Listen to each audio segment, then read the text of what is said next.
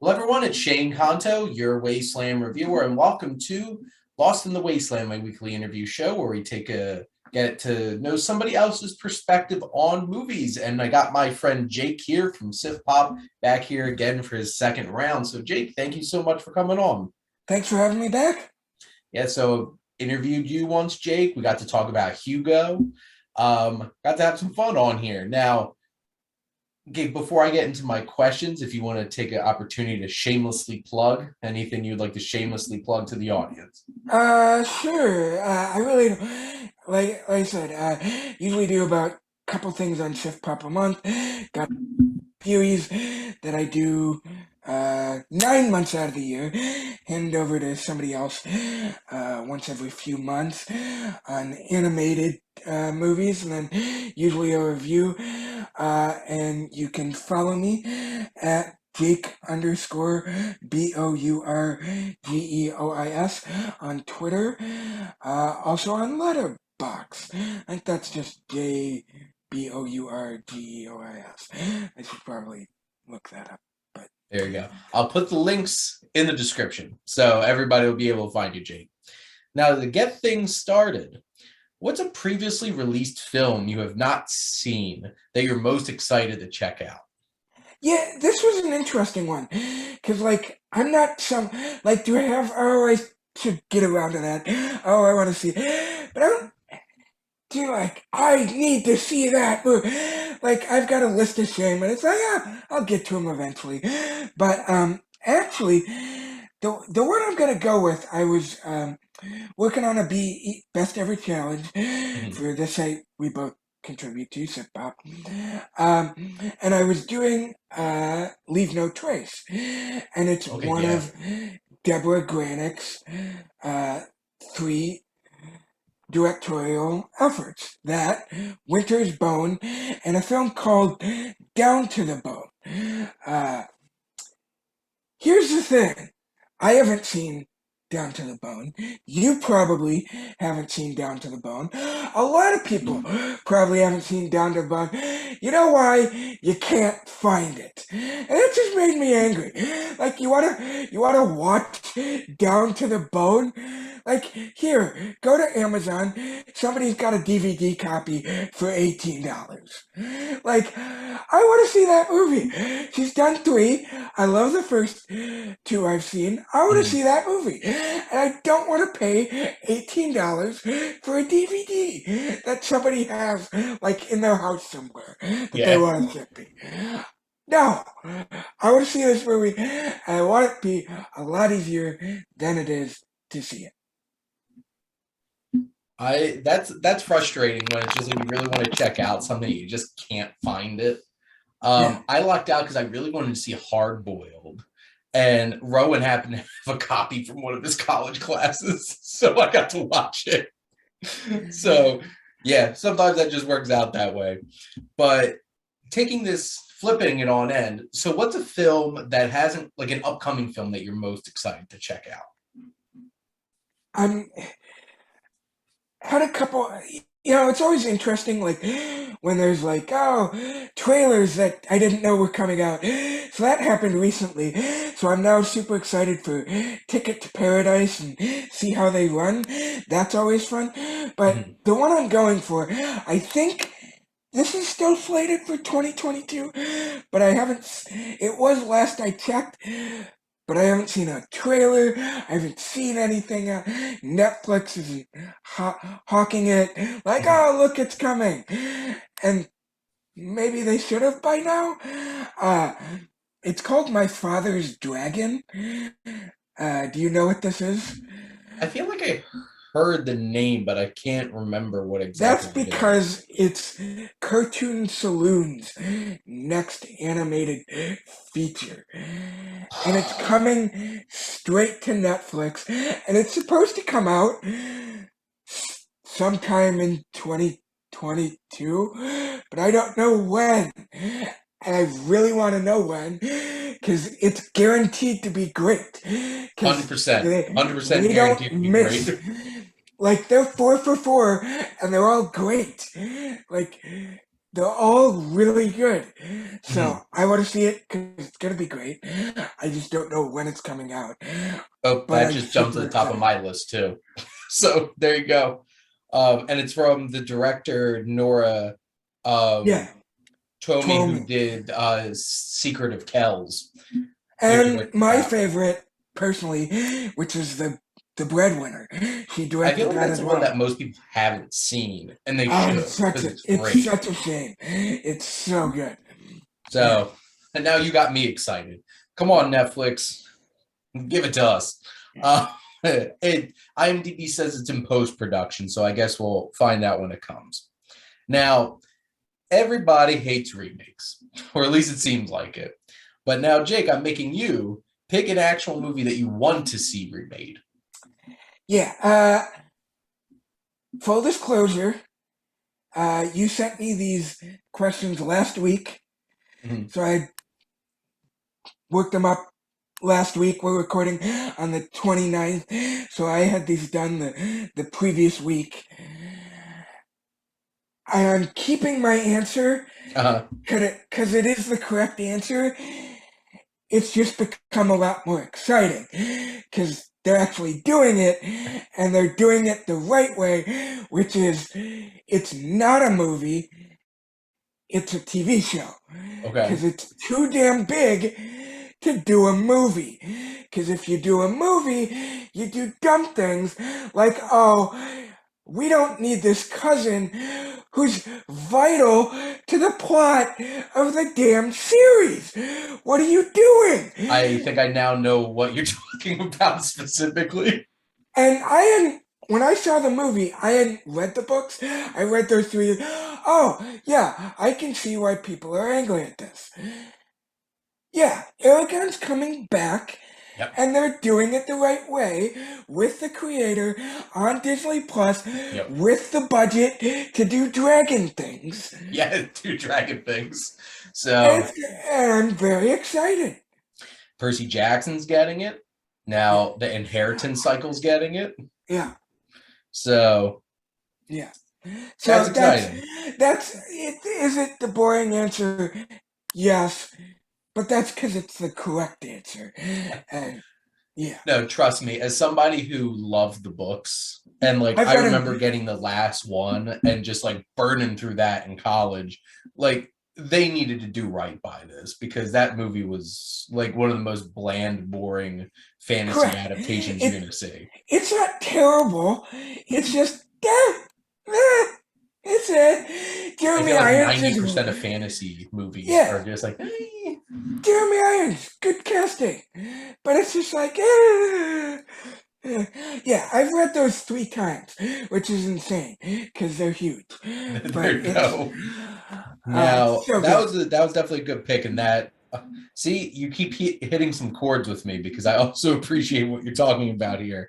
Now, Jake, what's your fondest memory of going to the movies? Thought about this. Like, first thought was like a small memory. Like, I think I might have mentioned this last time. Maybe I didn't. Like, when me and my dad and my sisters went to Pink Panther, like the Steve Martin one, Yeah, like we were cracking up from the opening credits. We just had a great time. But like the more substantial memory, and just pick one, like not to go all old man on it, but these moments aren't going to happen again just because it's just not the way we do things anymore. It's not the way things operate, mhm. which is fine. But like midnight premieres aren't a thing anymore. No, because you could go at 5 o'clock. Yeah, you can go at 3 o'clock on a Thursday and it's fine. But there was something about that midnight premiere, waiting for the next Harry Potter.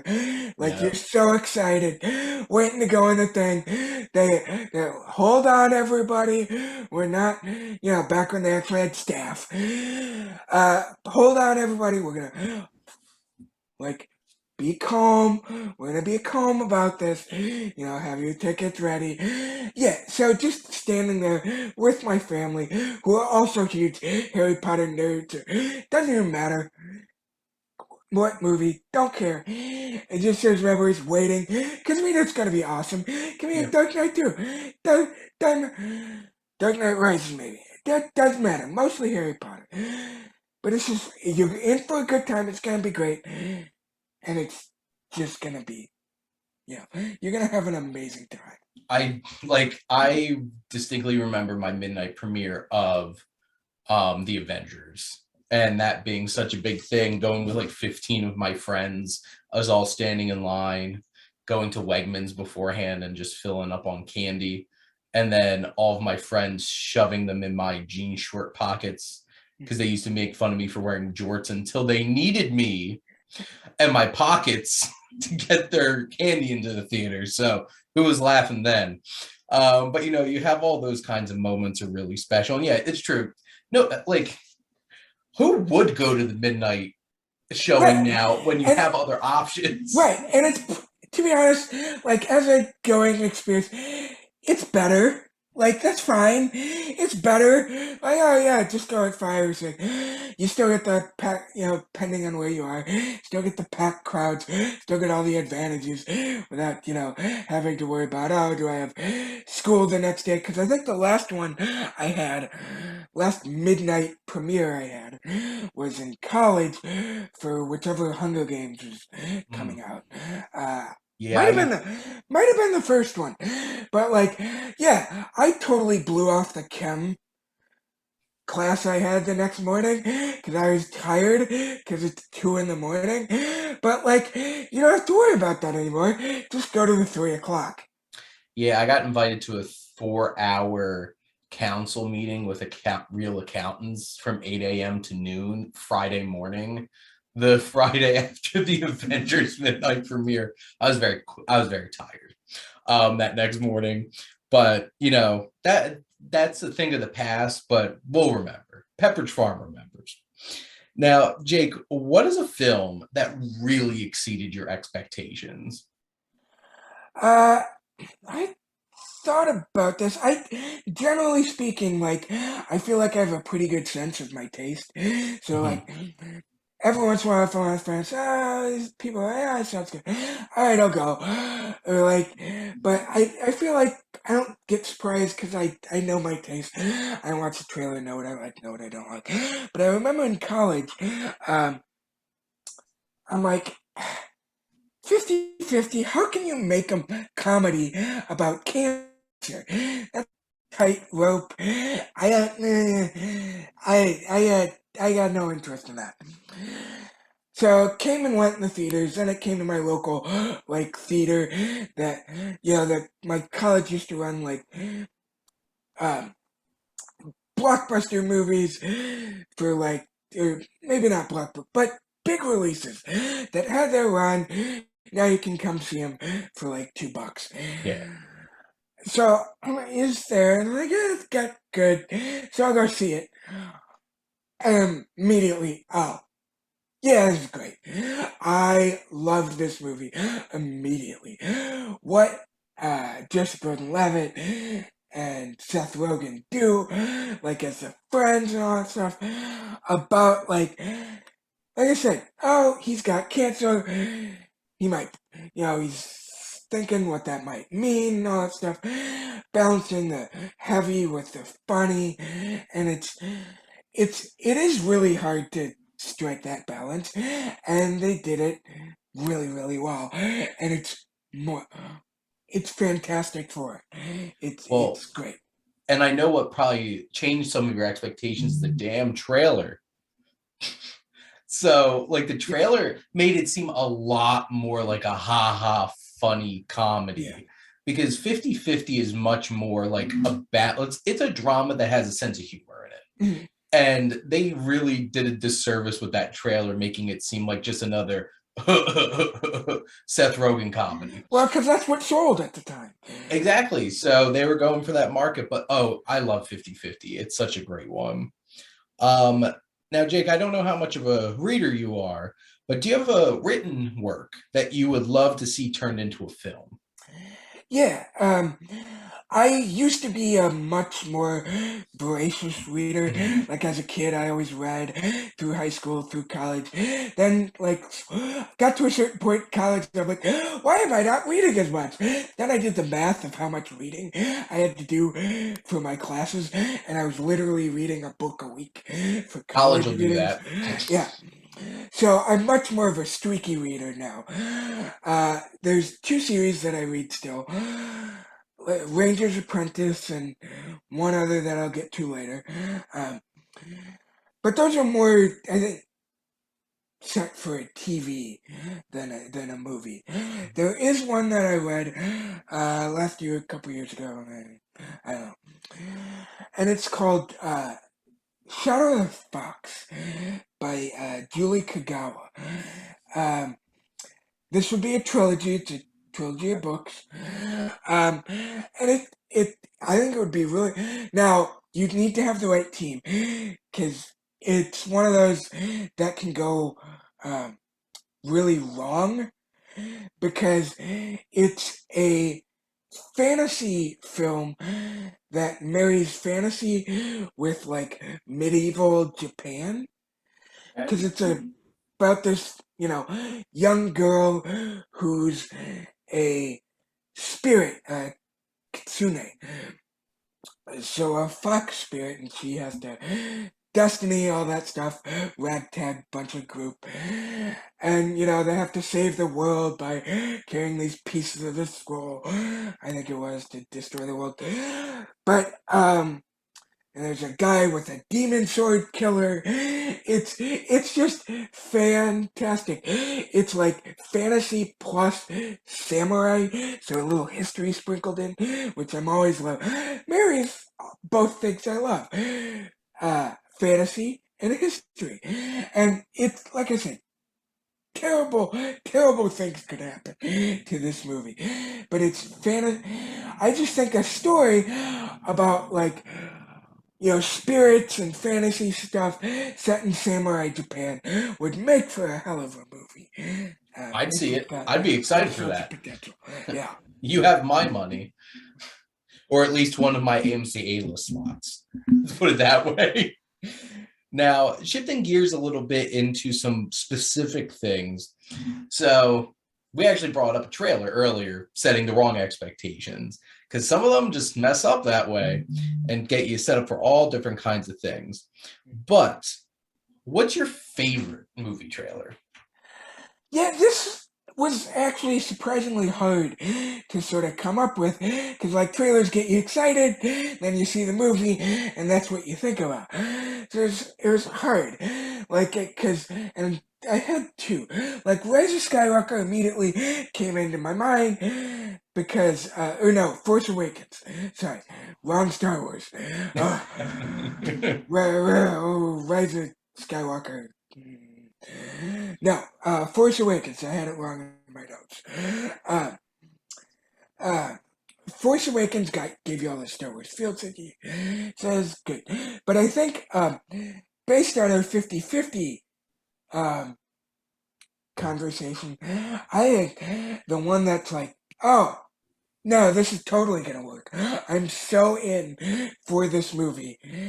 And that's Jojo Rabbit. Um, Jojo Rabbit was like, yeah, we know. We've got a movie about imaginary Hitler. Yeah. Tough sell, right? Yeah. Here it is. I'm like, oh, yeah, I'm totally seeing that movie. Yep, sign me up. I've got what I signed. This movie's gonna be great. And it's great. Because the movie's exactly what the trailer is. It gives you, without like spoiling everything, like, gives you bits and pieces, all that stuff. And that's what a movie should do. Give me taste, give me bits, let me know what you're about, and tell me. And it told me, gave me everything I needed to know. And it's, yep, I'm in. And the Yep. movie's great too. Absolutely. That trailer is so fantastic. And speaking of like Force Awakens, Chewie, we're home. Oh, I'll never forget that moment watching that trailer for the first time. Those are the kind of event trailers where you're just like, you will not forget this ever. Now, shifting gears into some musical aspects of film. First off, Jake, what's your favorite use of a song? Like an actual song, not like so like an actual song and like I don't care if it's written for the film or not, but like a use of an actual song in a movie. Yeah, another one that was like harder than I thought it would be to come up Mhm. with, because like my first thoughts, and it might have been just the shows I've been watching. It's like, man, TV does it better, because like two of the more recent things I've watched are Bread Up Academy and Stranger Things, which use music some of the best that you'll ever see. But I got Run to up that thinking, hill. yeah. I got to thinking, and um, I thought, like, I know a lot of people love uh, Freebird from Kingsman. Yep. Um, that's fantastic. Oh, and I love that movie too. Mhm. But and it's great. But I probably my actual answer. But I did just I wanted to give a shout out to an, I think like first one gets a lot of love for its use of music, and the sequel, which I don't like as much as the first, but it still knows how to use its music so well, so well. Use of John Denver, great, Yeah. but as a person whose favorite Elton John song is Saturday Night's All Right, doing the fight scene with Elton John kicking ass in his ridiculous getup while Saturday Night's All Right is playing was just, oh, perfection. It was so good. Two things. One, the fact that Elton John wasn't just like a couple second cameo in that movie and Yeah, actually had a substantial role yeah, was unbelievable. And two, I just saw Elton John on Sunday. And when he plays that song, he has a montage film of all these fight scenes from movies. And of course, now the climax of it is him beating up people in Kingsman the Golden Circle. Did you recognize any other? Because I'm sure it's a great fighting song, so that's why they used it. But are there any other movies from that montage that you remember? Oh, you know what? It was a lot of very famous movies of people punching each other. So like it just imagine like a famous somebody getting punched in the face scene probably was in it. But for some reason I'm blanking on all of them. Like the main thing I remember was I felt like the second they showed John from Kingsman started going, I'm like, wow, that was perfect. So yeah, that it was a lot of fun seeing that. But that's a good choice. That works on so many levels, honestly. And of course, Merlin singing Country Roads. Yes. Oh, Oh, so good. got me. Uh, Now, shifting gears from instead of songs, but specifically scores. So, say that you're going to throw on a movie score. What's your going to be your go-to movie score that you're going to want to listen to? uh, uh, Again, there's so many because, like everybody else, I have the score, Pandora. Yeah. It's always like the same five movies that you're picking from. They're all great. Um, but I didn't want to go to the obvious ones. Um, but La La Land be up there. Um, Underrated John Williams, The Patriot, would be up there because I love a lot of John Williams, and Yep. that's one that doesn't get talked about. We need more flute. Um, There you go. but the one I'm gonna go to that I just listened to a couple days ago ahead of this, that's just like just gives me like gives you the punch and the excitement, but also a little slow and um, emotion and stuff like that. I love the score from Super 8. The Letting Okay. Go score from Super 8 is just one of my favorites because I love that movie. I love how that movie ends, and it's just filled. You got the more high tempo, the chase stuff, all the action stuff that he layers in, and then they go into the end where they do the more emotional beats of the the actual letting go and all that stuff. And it's Giacchino's a genius. What can I Good say? pick. Now, Jake, my last question for you is, what is one thing you wish movies would stop doing? Yeah. Have you seen this back and forth with Robert? I've had a back and forth with Robert, and in my reviews, he'll needle me every once in a while about it. Cause it came up like what's your pet peeve in movies? When was one of the memes going around or whatever. Yep. Yeah, it's not close at the moment. It's starting at your end of the movie. Stop it. I hate it so much. No, just start at the beginning. Start at the beginning. No, I don't. If this is it's the climax. Stop putting me in the climax of your movie at the front of your movie. You're not doing anything clever. There's one movie that stands out that sort of does something clever. But that's it. Nobody else is doing anything clever. You just do it because you want to. And ooh, intrigue. No! Get me into your movie. Sunset Boulevard did this decades ago. It's like everybody wants to do the same thing. Oh, I just feel like nothing captures William Holden doing voiceover. It's like, yeah, that's my dead body in a pool. Yeah. Like, that's been overdone so much to the point where Adam McKay even makes a joke about it and the other guys, where Steve Coogan's like, I guess the best place to start is the end.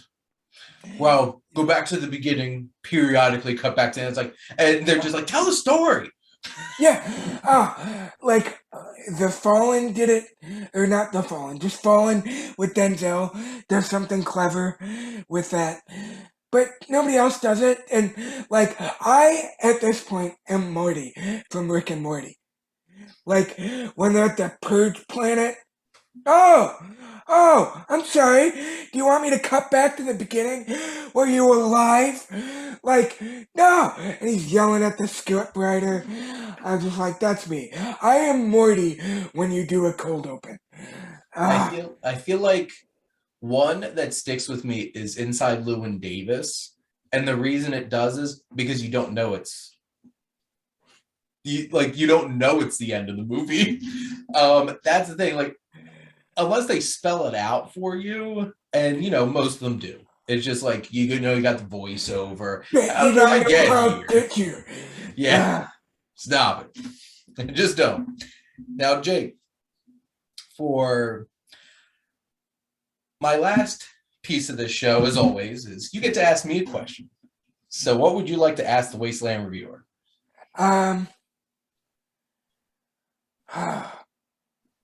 Like, what do you? I guess we did this.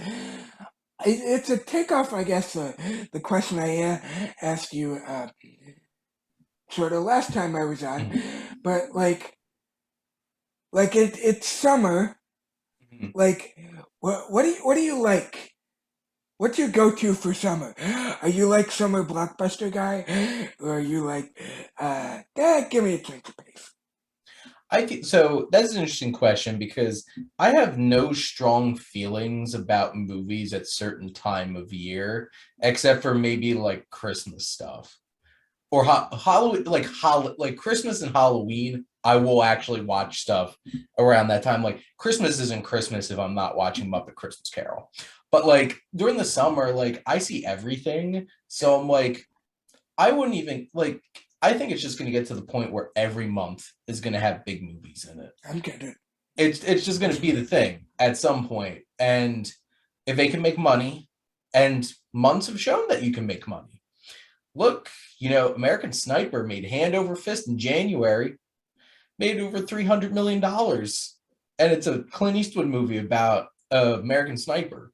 Made over $300 million, beat Hunger Games and Guardians in January. So it's like I feel like that's just going to be, but for like the summer, I enjoy good old big movies and having some fun. We're getting into August where like I feel like August is the month of misfit summer toys.